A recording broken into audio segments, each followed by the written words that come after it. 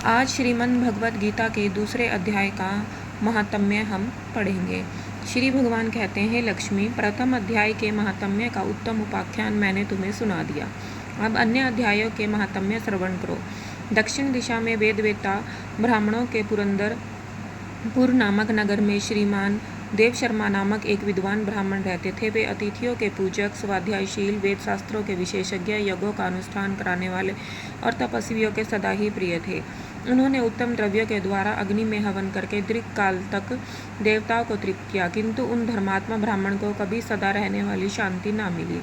वे परम कल्याण में तत्व का ज्ञान प्राप्त करने की इच्छा से प्रतिदिन प्रचुर सामग्रियों के द्वारा सत्य संकल्प वाले तपस्वियों की सेवा करने लगे। इस प्रकार शुभ आचरण करते हुए उन्हें बहुत समय बीत गया। तदंतर एक दिन पृथ्वी पर उनके समक्ष एक त्यागी महात्मा प्रकट हुए। वे पूर्ण अनुभवी, आकांक्षा रहित, नासिका के अग्रभाग पर दृष्टि रखने वाले तथा शांतचित्त थे। निरंतर परमात्मा के चिंतन में संलग्न हो वे सदा आनंद विभोर रहते थे। देव शर्मा ने उन नित्य संतुष्ट तपस्वी को शुद्ध भाव से प्रणाम किया और पूछा, महात्मन, मुझे शांतिमय स्थिति कैसे प्राप्त होगी? तब उन आत्मज्ञानी संत ने देव शर्मा को सोपुर नाम के निवासी मित्रवान का, जो बकरियों का चरवाहा था, परिचय दिया और कहा, वही तुम्हें उपदेश देगा। यह सुनकर देव शर्मा महात्मा के चरणों की वंदना की और समृद्धिशाली सोपुर नामक ग्राम में पहुंचा। उसके उत्तर भाग में एक विशाल वन देखा। उसी वन में नदी के किनारे एक शिला पर मित्रवान बैठा था। उसके नेत्र आनंद तिरेक से निश्चल हो रहे थे। वह अपलक दृष्टि से देख रहा था। वह स्थान आपस का स्वाभाविक वैर छोड़कर एकत्रित हुए परस्पर विरोधी जंतुओं से घिरा था। वहाँ उद्यान में मंद मंद वायु चल रही थी। मृगों के झुंड शांत भाव से बैठे थे और मित्रवान दया से भरी आनंदमयी मनोहारिणी दृष्टि से पृथ्वी पर मानो अमृत छिड़क रहा था। इस रूप में उसे देखकर देव शर्मा का मन प्रसन्न हो गया। वह उत्सुक होकर बड़ी विनय के साथ मित्रवान के पास गए। मित्रवान ने भी अपने मस्तक को किंचित नवाकर देव शर्मा का सत्कार किया। तदंतर देव शर्मा अनन्य चित्त से मित्रवान के समीप गए और जब उसके ध्यान का समय समाप्त हो गया, उस समय उन्होंने अपने मन की बात पूछी। महाभाग, मैं आत्मा का ज्ञान प्राप्त करना चाहता हूँ। मेरे इस मनोरथ की पूर्ति के लिए मुझे किसी ऐसे उपाय का उपदेश दीजिए जिसके द्वारा सिद्धि प्राप्त हो चुकी हो। देव शर्मा की बात सुनकर मित्रवान ने एक क्षण तक कुछ विचार किया। उसके बाद इस प्रकार कहा, विद्वान, एक समय की बात है, मैं वन के भीतर बकरियों की रक्षा कर रहा था। इनमें से ही एक भयंकर व्याघ्र पर मेरी दृष्टि पड़ी, जो मानो सबको ग्रस लेना चाहता था। मैं मृत्यु से डरता था, इसलिए व्याघ्र को आते देखकर बकरियों के झुंड को आगे करके वहां से भाग गया। किंतु एक बकरी तुरंत ही सारा भय छोड़कर नदी के किनारे उस भाग के पास बेरोक टोक चली गई। फिर तो व्याघ्र भी द्वेष छोड़कर चुपचाप खड़ा हो गया। तो इस अवस्था को देखकर बकरी बोली, व्याघ्र, तुम्हें तो अभिष्ट भोजन प्राप्त हुआ। मेरे शरीर से मांस निकालकर प्रेम पूर्वक खाओ ना। तुम इतनी देर से खड़े क्यों हो? तुम्हारे मन में मुझे खाने का विचार क्यों नहीं आ रहा? व्याघ्र बोला, बकरी, इस स्थान पर आते ही मेरे मन से द्वेष का भाव निकल गया, भूख प्यास भी मिट गई, इसलिए पास आने पर भी अब मैं तुझे नहीं खा। व्याघ्र के ये इस प्रकार कहने पर बकरी बोली, ना जाने मैं कैसे निर्भय हो गई, इसका क्या कारण हो सकता है? यदि तुम जानते हो तो बताओ।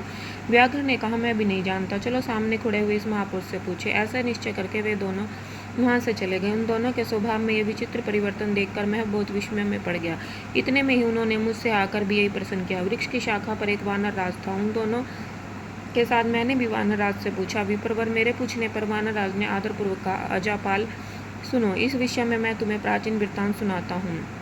यह सामने वन के भीतर जो बड़ा मंदिर है, उसकी ओर देखो। इसमें ब्रह्मा जी का स्थापित किया गया हुआ एक शिवलिंग है। पूर्व काल में यहाँ सुकर्मा नामक एक बुद्धिमान महात्मा रहते थे, जो तपस्या में संलग्न रहते थे।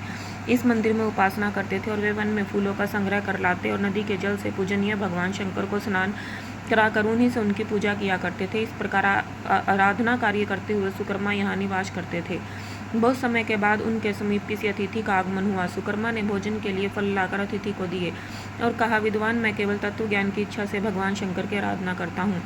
आज इस आराधना का फल परिपक्व होकर अब मुझे मिल गया, क्योंकि इस समय आप जैसे महापुरुष ने मुझ पर अनुग्रह किया। सुकर्मा ने के मधुर वचन सुनकर तपस्या के धनी महात्मा अतिथि को बड़ी प्रसन्नता हुई। उन्होंने एक शिलाखंड पर गीता का दूसरा अध्याय लिख दिया और ब्राह्मण को उसके पाठ व अभ्यास के लिए आज्ञा देते देते हुए कहा, ब्राह्मण, इससे तुम्हारा आत्मज्ञान संबंधी मनोरथ अपने आप सफल हो जाएगा। ये कहकर वो बुद्धिमान तपस्वी सुकर्मा ही उनके देखते देखते अंतर्ध्यान हो गए। सुकर्मा विस्मित होकर उनके आदेश के अनुसार निरंतर गीता के द्वितीय अध्याय का अभ्यास करने लगे। तदंतर दीर्घकाल के पश्चात अंतःकरण शुद्ध होकर आत्मज्ञान की प्राप्ति उन्हें हुई। फिर वे जहाँ जहाँ गए वहाँ तपोवन शांत हो गया। उनमें शीत उष्ण और राग द्वेष आदि की बाधाएं दूर हो गई। इतना ही नहीं, उन स्थानों में भूख प्यास का कष्ट भी जाता रहा तथा भय का स्वर्था अभाव हो गया। यह सब द्वितीय अध्याय का जप करने वाले सुकर्मा ब्राह्मण की तपस्या का ही प्रभाव था। मित्रवान कहता, वानरराज के यूँ कहने पर मैं प्रसन्नतापूर्वक बकरी और बाघ के साथ उस मंदिर की ओर चला गया जहाँ वहाँ जाकर शिलाखंड।